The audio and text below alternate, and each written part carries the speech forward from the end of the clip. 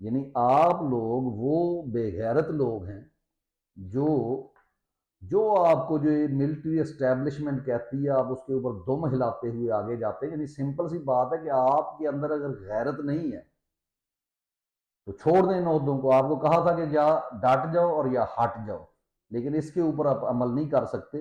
اور سیکنڈلی آپ کو بتاؤں، یہ زرتاج گل صاحبہ، اور اس نے جو ڈرامہ اس عورت نے زرتاج گل نے رچایا تھا، وہاں جناب جج کے وہ کمرے میں چلی گئی۔ یہ وہ لوگ ہیں جناب جج کے کمرے میں بندوقیں لے کر داخل ہو جاتے ہیں یہ، ٹھیک ہے۔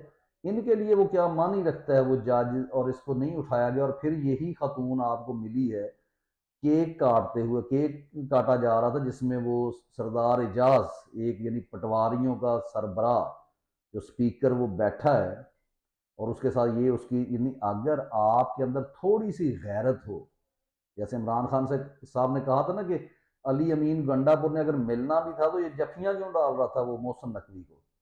یہ ہے غیرت مند شخص کا سٹانس۔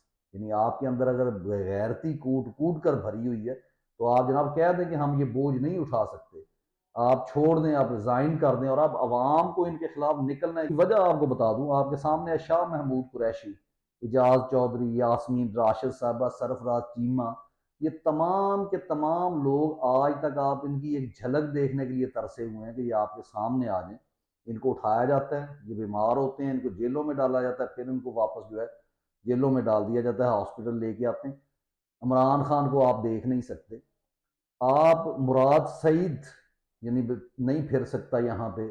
تو یہ جو لوگ ہیں جو جتنے ایم پی اے، ایم این اے اور جتنے لوگ، اور اس میں ٹھیک ہے، باقی یہ وہ لوگ ہیں، یعنی آپ آج تک راجہ عادل کے خلاف بولتے رہے کہ عادل راجہ جناب یہ ہے وہ سب کے، وہ بالکل 100% صحیح بولتا ہے۔ یعنی یہ وہ بو سونگنے والے کتے ہیں کہ جو آپ کو، اگر آپ سچ بات کے حق سچ کے ساتھ کھڑا ہونا چاہیں نا تو یہ آپ کو حق سچ کے ساتھ کھڑا نہیں ہونے دیتے۔ یہ منافقت کا لبادہ اوڑے ہوئے یہ گندی اسٹیبلشمنٹ، گندی حکومت اور یہی گندے لوگ۔ تو آج آپ کو جو